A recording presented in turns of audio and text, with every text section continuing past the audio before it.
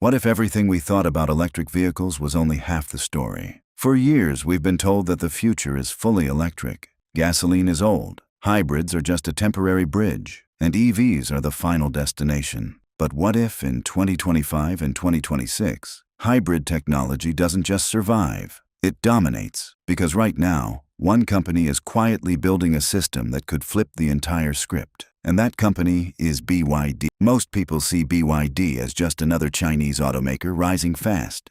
But that's not what makes them dangerous. What makes them dangerous is that they don't just build cars, they build energy. And the move they're making with their 5th-generation DM hybrid system could change mileage, pricing, range expectations, and even the EV versus hybrid debate altogether. But to understand why this moment matters, we need to go back to the beginning. Long before BYD was competing with Tesla, it wasn't even making cars. In 1995, in Shenzhen, BYD started as a battery manufacturer, not a flashy tech brand, not a luxury car company, just batteries. While legacy automakers were perfecting engines, transmissions, and design, BYD was studying something far more fundamental: energy storage. Rechargeable batteries were exploding in demand because of mobile phones and electronics. BYD didn't just assemble them, they mastered them. Chemistry, thermal management, energy density, production scaling. That knowledge became their foundation. By 2003,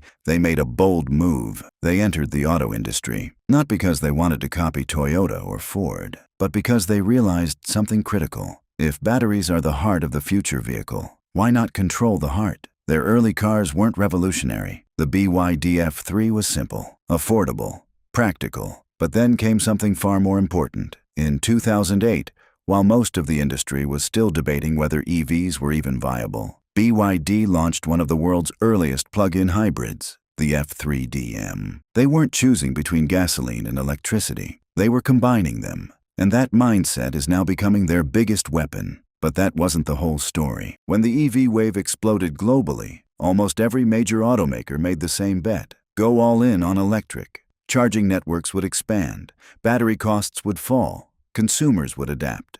And in many places, that worked. But not everywhere. In large parts of Asia, Latin America, Eastern Europe, and even sections of the United States, infrastructure simply wasn't ready. Charging gaps remained. Long-distance travel anxiety stayed real. Electricity grids weren't always stable. Consumers hesitated. And while companies pushed pure EV narratives, BYD took a quieter, more calculated route. They doubled down on plug-in hybrids, not as a backup plan, not as a compromise, but as a primary strategy. Because hybrids don't require perfect infrastructure, they don't depend on fast chargers at every corner, and they eliminate the single biggest psychological barrier to EV adoption. What if I run out of charge? In a BYD plug-in hybrid, short city drives run primarily on electricity. Longer highway drives rely on the engine. And the system constantly decides what's most efficient. It's not a halfway solution, it's a dual solution. And that's where the 5th-generation DM system enters the picture.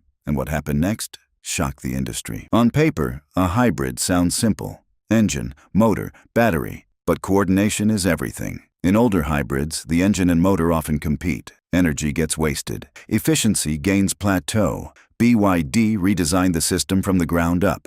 Their 5th-gen DM system focuses on harmony. When cruising at low speeds, the electric motor handles the work. Smooth, silent, efficient. When acceleration is needed, the engine joins seamlessly, not aggressively, not wastefully, strategically. And here's the key: sometimes the engine isn't even driving the wheels. It's charging the battery at optimal efficiency levels so the motor can use that energy later when it's more effective. It's constant optimization. Behind the scenes, a smart control system decides which component should work every second. Flat road, motor dominates. Sudden demand, engine assists. Deceleration, regenerative braking captures energy. Nothing gets wasted. And then came the numbers that made headlines. 46.06% thermal efficiency. That number might sound technical, but it's massive. Most gasoline engines waste over half their energy as heat. That means you're literally burning fuel that never reaches the wheels. 46% efficiency means nearly half the fuel's energy is being converted into usable motion. That's not a minor upgrade. That's a leap.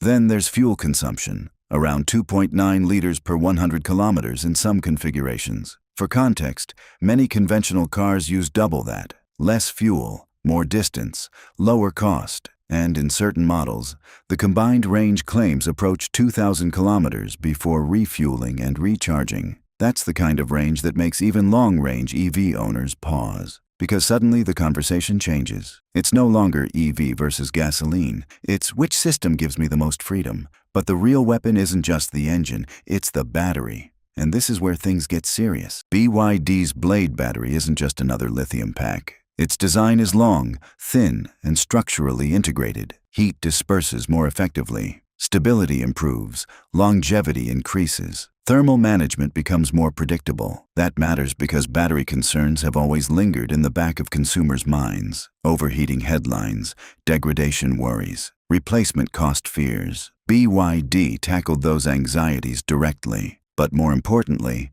they manufacture the battery themselves. This is where vertical integration becomes their secret advantage. Most automakers rely heavily on external suppliers for batteries, motors, semiconductors, or software systems. BYD builds nearly everything in-house. Battery, motor, power electronics, control systems. When all those components are designed under one roof, coordination improves, costs shrink. Margins become flexible, and flexibility leads to something the industry fears most: aggressive pricing. And this is where the market really started shaking. Technology alone doesn't win mass adoption. Price does. For years, EV adoption slowed not because people disliked the idea, but because they couldn't justify the upfront cost. BYD understood that. Instead of focusing purely on premium positioning, they attacked the value segment: feature-rich vehicles, advanced systems, competitive range, but at prices that undercut rivals. This forced reactions. In China, price competition intensified. Tesla cut prices multiple times. Other manufacturers followed. Margins tightened across the industry. And when a company controls its supply chain as BYD does, it can survive thinner margins better than competitors who depend heavily on outsourced components. That's not just competition, that's pressure. And pressure reshapes industries. But BYD didn't stop at pricing strategy inside China. They expanded, and the global impact is just beginning. Over the past few years, BYD has rapidly entered Europe, Southeast Asia, Latin America, and parts of the Middle East. Each market has different needs. Europe cares deeply about emissions and regulation compliance. Southeast Asia prioritizes affordability and reliability. Latin America balances cost with fuel efficiency. Plug-in hybrids suddenly make enormous sense in these regions. In countries where charging networks are still growing, hybrids remove hesitation. In places with rising fuel prices, ultra-efficient engines reduce cost burdens. BYD isn't pushing one global solution. They're offering multiple. EVs for mature infrastructure markets,